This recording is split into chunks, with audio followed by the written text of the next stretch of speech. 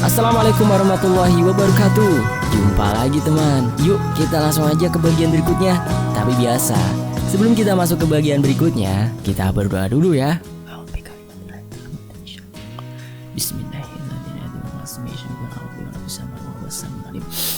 Allahumma sholli ala sayyidina Muhammad sallallahu alaihi wasallam.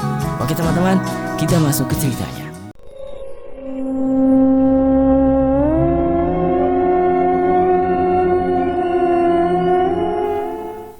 Penulis menyapa, selamat pagi, selamat siang, selamat sore, selamat malam. Penulis akan kembali menulis sebuah cerita yang lagi-lagi bersumber dari teman penulis, Anto. Cerita ini merupakan sebuah cerita nyata yang menimpa di salah satu keluarga besar Anto. Penulis akan mulai bercerita sekarang. Alasan penulis mengangkat cerita ini karena penulis ingin kita semua dapat memetik hikmah dan pelajaran dari setiap kejadian. Anto sebagai pemilik cerita ini pun sepakat dengan statement penulis. Ya, karena manusia tidak pernah terlepas dari kesalahan yang ia perbuat di sepanjang hidupnya. Dan tidak ada satupun manusia yang benar-benar suci, tak pernah melakukan dosa dan khilaf sama sekali. Tidak ada. Semua pasti pernah berbuat khilaf, melanggar syariat agamanya, mengabaikan Tuhannya. Tetapi yang harus selalu diingat bahwa Allah Subhanahu wa Ta'ala Maha Pengampun sebanyak apapun dosa kita. Penulis tidak akan berpanjang lebar. Penulis akan mulai menceritakan sebuah pengalaman yang kurang baik yang menimpa salah satu keluarga besar kawan penulis, Anto. Sebelum masuk ke cerita, semua nama tokoh dan tempat penulis samarkan untuk menjaga privasi dari keluarga besar Anto. Penulis menggunakan sudut pandang orang pertama dalam cerita ini. Penulis sebagai Anto untuk memudahkan proses bercerita dan penulisan. Yuk kita berdoa dulu ya. A'udzu bikalimatillahi tammati min syarri ma khalaq. Bismillahirrahmanirrahim. Wa was-sami'ul alim. Allahumma sholli ala sayyidina Muhammad. Oke, kita lanjut. Tahun 1994. Aku terlahir dari keluarga yang berkecukupan. Karena saat itu, mbah buyutku merupakan orang paling kaya di desaku, yaitu Desa P. Di salah satu kabupaten di Jawa Timur. Bagaimana tidak, mbah buyutku merupakan pemilik sekitar 40% tanah di desaku. Rumah mbah buyutku tidak terlalu besar, tapi untuk ukuran rumah di zaman itu sudah masuk kategori mewah. Karena rumah mbah buyutku memiliki arsitektur rumah adat Jawa, yaitu joglo. Mbah buyutku pun memiliki seperangkat alat gamelan lengkap yang itu bukan terbuat dari besi ataupun perunggu, melainkan yang terbuat dari kuningan. Bayangkan saja, di tahun tersebut ada orang desa yang memiliki seperangkat gamelan Jawa kuningan yang saat ini aja harganya masih berkisar 100 jutaan. Tidak diragukan lagi, mbah buyutku merupakan orang yang kaya raya. Seminggu setelah kelahiranku, aku terjatuh saat bapakku sedang menggendongku. Di usia 1 minggu, aku sudah jatuh dari gendongan orang dewasa dan bapakku memiliki perawakan yang cukup tinggi. Aku jatuh ke lantai begitu saja dan detik itu juga aku mengalami koma selama 1 minggu. Orang tuaku benar-benar bingung dan terpukul atas kejadian yang menimpaku. Terutama bapakku yang sangat merasa bersalah karena beliau telah lalai menjagaku.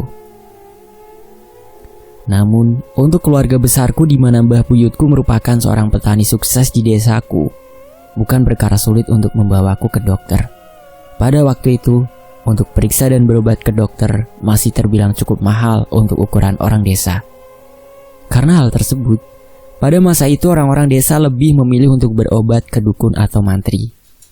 Keluargaku membawaku ke dokter dengan harapan baik agar aku mampu disembuhkan melalui jalur medis. Akan tetapi, setelah dilakukan pemeriksaan secara medis, menurut dokter, tidak ada masalah atau kerusakan di seluruh bagian tubuhku. Dokter pun tidak mampu menjelaskan apa yang sebenarnya menimpaku. Bagian dalam kepalaku pun baik-baik saja. Padahal secara logika, bayi berusia 1 minggu, masih memiliki tulang tubuh, apalagi tengkorak kepala yang sangat lunak. Tetapi tidak terdapat sedikit pun kerusakan di dalam kepalaku ataupun benturan di tengkorak kepalaku. Semua benar-benar baik-baik saja. Hal tersebut semakin membuat keluargaku bingung bukan kepalang. Akhirnya, keluargaku berusaha melakukan pengobatan ke dukun desa dan tetap tidak membuahkan hasil. Aku masih saja koma, namun keluargaku tidak putus asa. Keluargaku mencoba bertanya kepada orang pintar di desaku dan jawaban dari orang pintar tersebut cukup membuat keluargaku terkejut. Orang pintar tersebut mengatakan, "Bocah iki kudu ucul seko silsilah keluarga nih, ben isok mari." Sontak keluargaku pun kaget dan bingung. Keluargaku sempat mencari alternatif lain. Namun pada akhirnya memang harus menuruti nasihat orang pintar tersebut. Keluargaku pun berinisiatif untuk membawaku ke rumah adik nenekku dan meminta beliau untuk mengakuiku sebagai anaknya. Dengan begitu, maka aku akan terlepas dari silsilah keluarga yang sebelumnya. Sesampainya di rumah adik nenekku, pada saat itu beliau sudah memahami musibah yang sedang menimpaku. Tanpa berpikir panjang, beliau pun menuruti kemauan keluargaku. "Wes yo, tangi yo, sadaro, mulai saiki kowe dadi anakku," ucap adik nenekku sambil mengelus kepalaku. Tak berselang lama setelah beliau berkata seperti itu, seperti sebuah keajaiban. Saat itu juga aku tiba-tiba terbangun dan menangis. Hanya karena aku telah diakui anak oleh adik nenekku, bukan berarti aku benar-benar menjadi anak beliau. Itu diibaratkan hanya seperti sebuah ucapan untuk sekedar memutus silsilah atau garis keturunan dari keluargaku yang sebenarnya. Aku tetap dirawat dan dibesarkan oleh kedua orang tuaku. Pada saat itu, karena kedua orang tuaku belum memiliki rumah sendiri, kami sekeluarga, bapak, ibu, aku dan kakakku satu-satunya, yaitu Mas Darso, masih tinggal bersama mbahku atau orang tua ibuku. Aku hanyalah 2 bersaudara bersama Mas Darso. Namun, tak berselang lama semenjak aku terbangun dari koma, kami sekeluarga memutuskan untuk pindah ke desa tetangga. Sebut saja desa S. Orang tuaku emang udah menyicil membangun rumah, namun baru sampai pada tembok pembentuk rangka rumah saja. Itu pun bukan dibuat menggunakan semen dan pasir, melainkan menggunakan tanah liat. Sedangkan atapnya pun belum ada. Tetapi karena ibuku sempat berkonflik dengan mbahku, akhirnya kami memutuskan untuk pindah. Di rumah kami yang baru, kami sempat merasakan hanya tidur di atas satu dipan di pojokan ruangan untuk dipakai tidur kami berempat. Sedangkan atapnya sementara masih menggunakan daun kelapa, lantainya masih dari tanah. Profesi bapakku adalah seorang guru SD. Gaji guru SD pada waktu itu belum seberapa, apalagi statusnya masih guru honorer bukan PNS. Sedangkan bapak harus menghidupi 2 orang anak laki-lakinya yang masih kecil-kecil. Akhirnya ketika aku berumur 4 tahun, ibu memutuskan untuk pergi ke Hong Kong sebagai TKI. Tujuannya supaya ibu dapat membantu perekonomian keluarga. Akan tetapi, baru 2 bulan ibu di Hong Kong, secara tiba-tiba ibu jatuh sakit. Ibu sempat dirawat di rumah sakit di Hong Kong selama kurang lebih 2 bulan. Namun karena keterbatasan dana, bapak pun tidak sanggup lagi mengirim sejumlah uang untuk biaya pengobatan ibu. Akhirnya, ibu dipulangkan ke Indonesia. Ibu sempat kembali dirawat di rumah sakit di kotaku. Namun, lagi-lagi kami terkendala di biaya sampai akhirnya ibu rawat jalan. Ibu dirawat di rumah. Sehari-hari ibu berbaring menggunakan infus. Menurut medis, ibu menderita sakit diabetes. Akan tetapi, sakit ibu terlihat kurang wajar karena datangnya tiba-tiba dan langsung parah.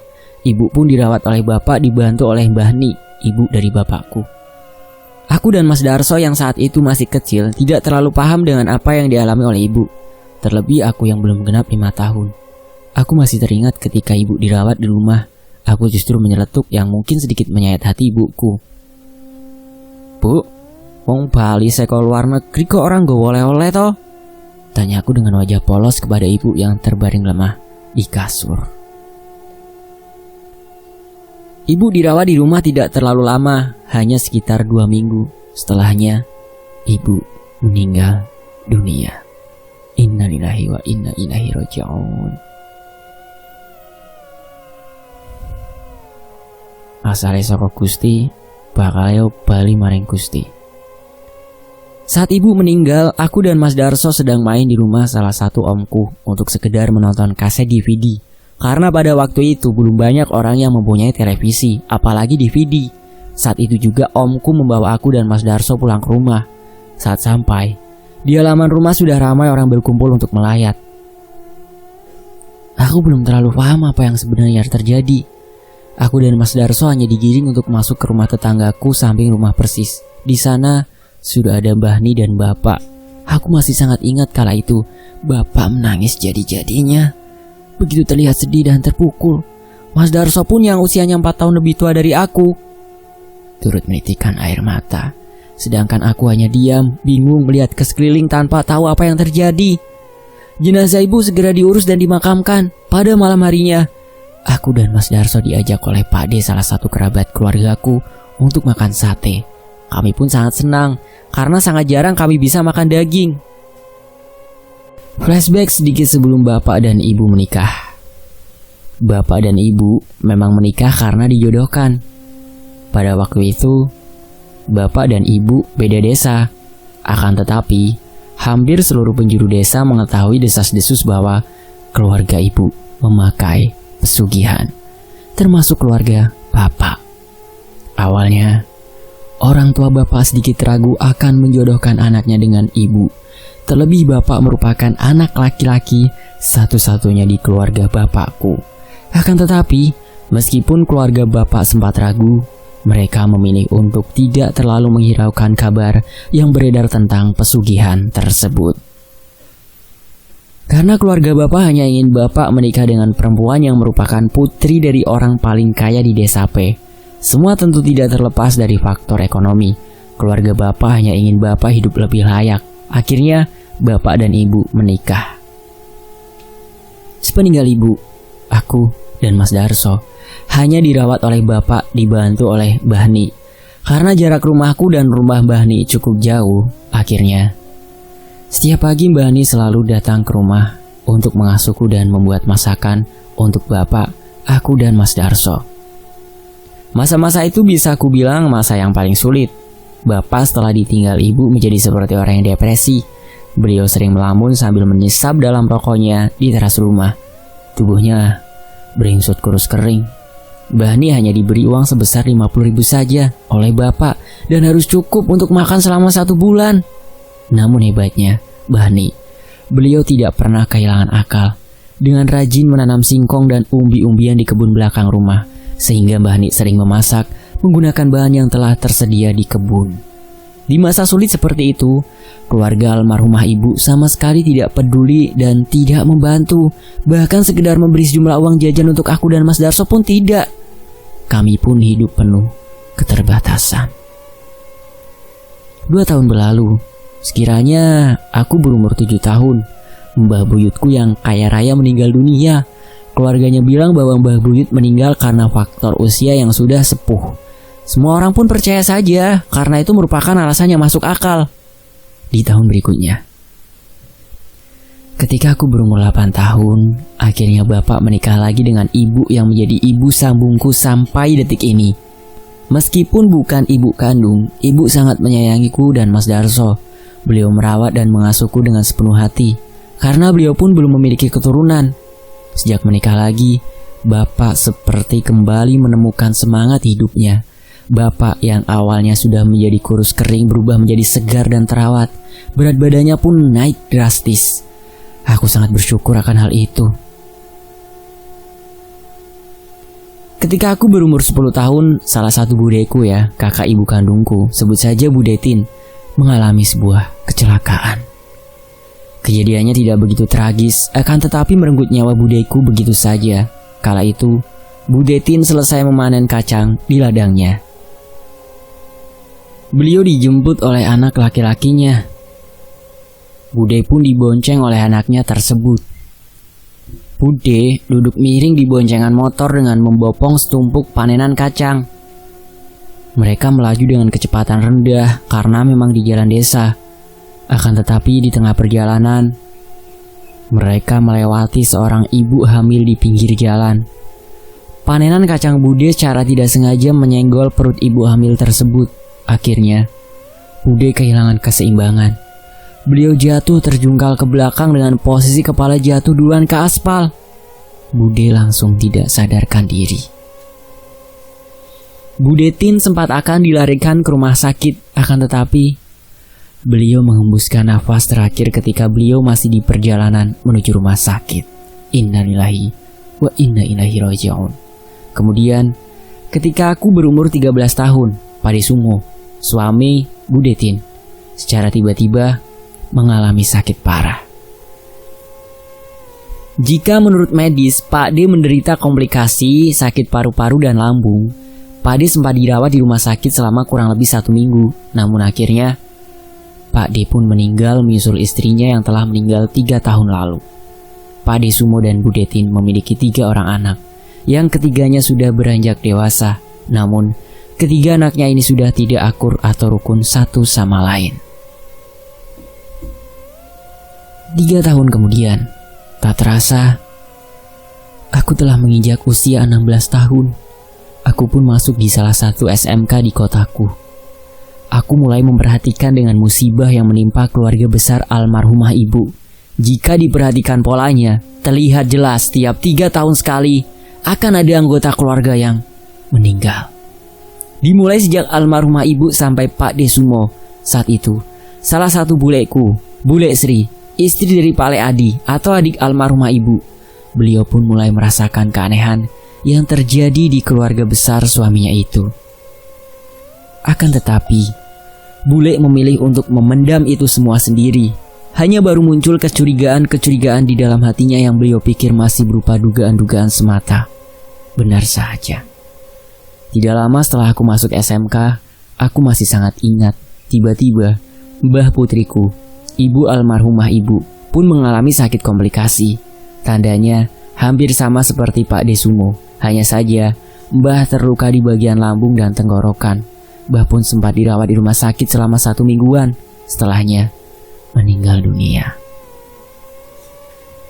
Sedangkan Mbah kakungku sudah lama wafat sebelum aku lahir. Saat aku beranjak duduk di kelas 3 SMK, Bule Sri semakin merasa bahwa mungkin sebentar lagi beliaulah yang akan menjadi tumbal selanjutnya.